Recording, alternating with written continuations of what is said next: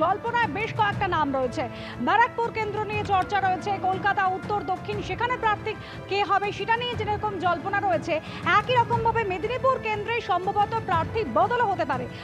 কাদের কাদের নাম রয়েছে এই সম্ভাব্য প্রার্থী তালিকায় এখনো পর্যন্ত কি জল্পনা রয়েছে দীপক? দেখো, বেশ কয়েকটি নাম নিয়ে জল্পনা কল্পনা চলছিল, কিন্তু আগামী যেটা মনে করা হচ্ছে আজকে রাতের মধ্যেই সম্ভবত 20টা লোকসভা আসনের জন্য প্রার্থীদের নাম ঘোষণা করে দেওয়া হবে। তার মধ্যে উল্লেখযোগ্য যে নামগুলো নিয়ে আলোচনা চলছে তার মধ্যে একজন রয়েছেন বিজেপির বর্তমান সাংসদ এবং প্রাক্তন রাজ্য সভাপতি দিলীপ ঘোষ। যেটা জানা যাচ্ছে যে মেদিনীপুর কেন্দ্র থেকে তাকে সরিয়ে দুর্গাপুর বর্ধমান কেন্দ্রে তাকে নিয়ে আসা হতে পারে। তার কারণ বেশ কিছুদিন ধরে জল্পনা চললেও এটা এখনো স্পষ্ট ছিল না, কিন্তু যত সময় গড়াচ্ছে তো স্পষ্ট হচ্ছে তার কেন্দ্র বদল প্রায় অবশ্যম্ভাবী।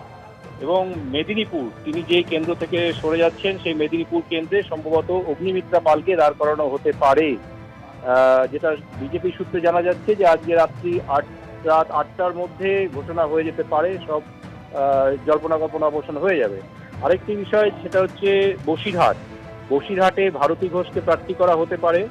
একই সঙ্গে আরেকটি গুরুত্বপূর্ণ নাম তাপস রায়, যিনি সম্প্রতি তৃণমূল কংগ্রেস ছেড়ে কার্যত বিদ্রোহ ঘোষণা করেই তারপরে বেরিয়ে এসেছিলেন, বিধায়ক পদ থেকেও ইস্তফা দিয়েছেন, বিজেপিতে যোগ দিয়েছেন।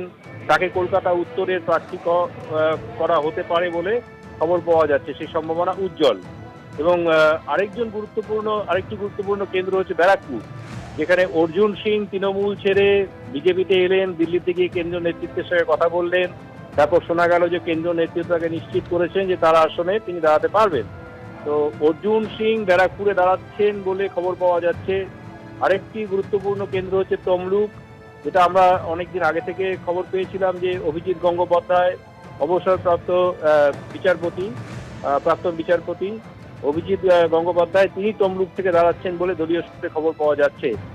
আর যে কটি কেন্দ্রের মধ্যে আলোচনার জায়গায় ছিল, দার্জিলিং কেন্দ্র, রাজু বিস্তা না হর্ষবর্ধন সিংলা কে দাঁড়াবেন, দুজনের নামই চর্চায় থাকলেও এই মুহূর্তে দৌড়ে এগিয়ে রয়েছেন হর্ষবর্ধন সিংলা। বাকি যে কেন্দ্রগুলোতে নাম রয়েছে, আরেকটি গুরুত্বপূর্ণ সেটা হচ্ছে দেবাশিস ধর, যিনি আইপিএস অফিসার ছিলেন, তিনি অবসর নিয়েছেন। অবসর নেওয়ার পরে জল্পনা তৈরি হয়েছিল তিনি কি বিজেপিতে যোগ দিচ্ছেন, কোনো কেন্দ্রে প্রার্থী হচ্ছেন কিনা, যেটা শোনা যাচ্ছে তিনি বীরভূম কেন্দ্রে প্রার্থী হতে চলেছেন। একইভাবে ভারতী ঘোষ বসিরহাট, কৃষ্ণনগরে অমৃতা রায়, তিনি প্রার্থী হতে চলেছেন। এবং বর্ধমান পূর্ব অসীম সরকার, তিনি বর্তমানে হরিণঘাটা কেন্দ্রের বিধায়ক, তাকে সম্ভবত বর্ধমান পূর্বের লোকসভা প্রার্থী করতে পারে দল। আরেকজন বিধায়ক স্বপন মজুমদার, তাকে বারাসাতে প্রার্থী করতে পারে। অর্চনা মজুমদার আরামবাগ থেকে দাঁড়াতে পারে। দমদম অত্যন্ত গুরুত্বপূর্ণ একটি কেন্দ্র, যে কেন্দ্রে শিলভদ্র দত্তকে দল প্রার্থী করতে পারে বলে খবর পাওয়া যাচ্ছে। জঙ্গিপুর, মাহফুজা খাতুন, যিনি একসময় সিপিআইএম করতেন, পরে বিজেপিতে যোগ দিয়েছিলেন, গত লোকসভা নির্বাচনেও তিনি বিধানসভা নির্বাচনেও তিনি প্রার্থী হয়েছিলেন দলের পক্ষ থেকে, তাকে জঙ্গিপুরে এবারে প্রার্থী করতে চলেছে দল বলে খবর পাওয়া যাচ্ছে। রায়গঞ্জ থেকে দেবশ্রী চৌধুরী, যিনি বর্তমানে রায়গঞ্জের ক্যান্ডিডেট, সেই কেন্দ্রটিতে আদৌ দেবশ্রীকে দাঁড় করানো হবে কি হবে না এই নিয়ে প্রচুর আলোচনা হয়েছে, কিন্তু এখন জানা যাচ্ছে যে দৌড়ে তিনি এগিয়ে রয়েছেন। দেবশ্রী চৌধুরীকেই সম্ভবত প্রার্থী করতে চলেছে পার্টি। একেবারে দিবক, অর্থাৎ চর্চা একাধিক নাম রয়েছে, কাদের কাদের নামে শিলমোহর পরে তা জানতে সম্ভবত আর 1 ঘন্টা অপেক্ষা করতে হবে।